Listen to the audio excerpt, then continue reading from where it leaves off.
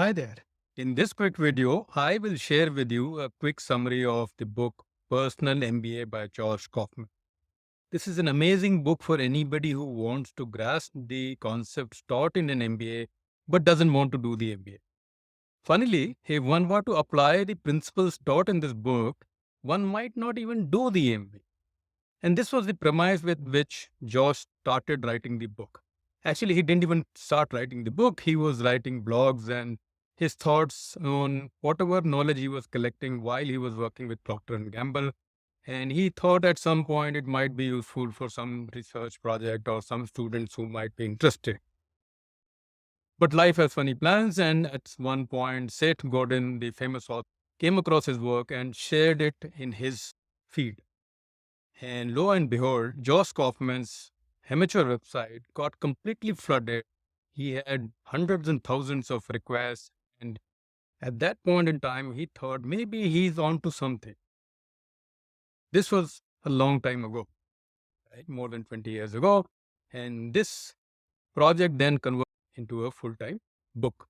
And later, he converted this book into a business and is now a flourishing investor and consultant and continues to teach the personal MBA. But the basic premise was a simple question. Why should somebody go to a highly expensive MBA school to learn things that you can learn otherwise? In simple words, in his views, the return on investment on an MBA degree, especially in the US in those days, was hardly anything. And in one chapter, in the opening chapter, he actually explains that if you were to do an MBA from a top college in the US, the amount invested and the 2 years opportunity cost that you are investing, in some cases 1 year, hardly pays off even after 5, 7, 10 years. So it is not, of course, financially sound to do an MBA in that sense. There is another body of argument which says that you don't do an MBA only for a financial result. You also do it because you want to upscale and upgrade your thinking. You want to learn new things. You want to make new friends. You want to become part of a larger community, and it will eventually pay off multiple times later in life. But this book is not about that. Now, what is included in this book is interesting. I will share only 10 key points from the book. I know that that's not enough for you to get a summary of the book, but this is more a book recommendation and less a summary. Most of my previous book summaries are also on the same lines that, they are more recommendations. If I like a book, I share with you, and I hopefully you will also enjoy. And at this point, if you are liking this video and are interested in what I create, please hit subscribe and hit the bell icon on my YouTube channel so that such content reaches you and more people. I have often wondered if one could write an easy to read and understand book on whatever is taught in an MBA. At some point, I even considered writing one, but of course, that was not to be. My limitations are greater than my ambitions. But that didn't stop me from looking for such a book. And I then found this. So, what are these key 10 points that I wanted to share with you? First up is value creation. All businesses should exist for creating value. And this concept has been beautifully explained in a chapter where the author gives multiple examples of companies that failed to create value. And even though they had early success, they could not sustain. We see this a lot in today's startup world. People create startups not to solve a problem, not to maybe, create value, but just to get some financial quick buck.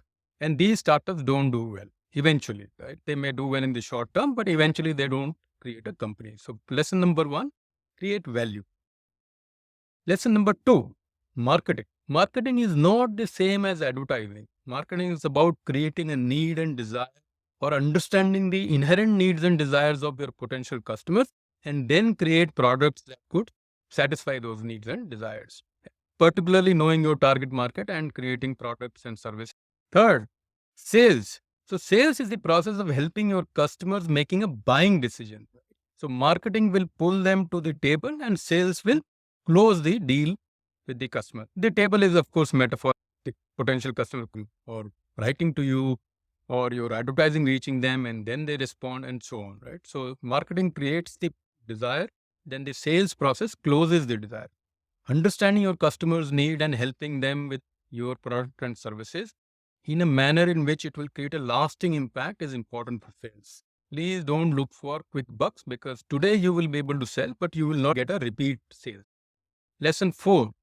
The key in business is to create systems and processes to generate revenue while you are not working. So this, in a way, it could be automation or offshoring or other such principles. If you are required to work all the time to create or generate the revenue that is required, there is a very clear limit on what you can do, because your time is finite. You can't be awake and working all 24 hours. So this concept comes through that any successful business will be able to multiply your time. And point 5, finance is the language of business. I and the author also agrees that we come across so many people who say that I want to build a successful business, but I don't understand finance. Please get it right. Nobody who doesn't understand business has been able to create a successful business. You need to understand the concept of revenue, profit, cost, future value of money, current value of money, and all these kind of things. If you are unable to do this, your ability to take debt, your ability to leverage, your ability to manage cash will all be very suspect, and it is not good for your business. Next up, point number 6, operations. My area. So operation is designing and optimizing the processes that produce your products or services.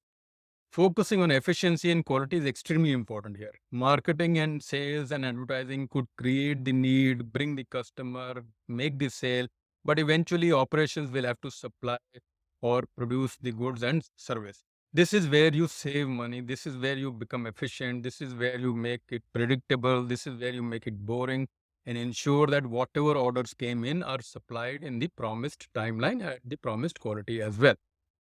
Extremely important, because this is where your reputation will be made or break. Marketing will be able to sell, sales will be able to close the deal, but it will be eventually the product or service that operations will deliver that will ensure repeat sales. Every area is, of course, important, but I'm just trying to explain what each area is focused on. Point number 7, about people. Now, people are, of course, the bedrock of any business. Even if the business is about automation, it will be people who will deliver the automation. Manage people well by attracting, retaining, and developing them. Creating a positive work culture is not a luxury. It is today essential. There is so much talk around toxicity at workplace, people being unable to handle the pressure, people breaking down or burning out, and so on. All this can be avoided partially. Of course, some reasons are personal in nature, but all this can be culturally avoided by creating a positive and friendly and teamwork based culture. So focus. Next up, point 8, leadership. Leadership is the ability to inspire and guide others towards a common goal. It is the leadership's job to create this common goal and then take everybody along with that. Leader does not have to be the best player in the, but the leader should be able to develop and communicate the vision in a manner which will inspire others to take action. And this will create a culture of trust and teamwork. I always say that leadership is not a noun, it is a verb. It is what you do counts and not what your position or title is. Point 9 is about entrepreneurship. It is about taking action to create value in the world. This requires some level of creativity, risk taking, and hard work. And finally, the most important point of the book is keep learning and improving anything you do. Learn and improve. Read books, attend conferences, network effectively, and so on, right? If you don't keep learning, very soon you will be obsolete because the world would have ahead, right?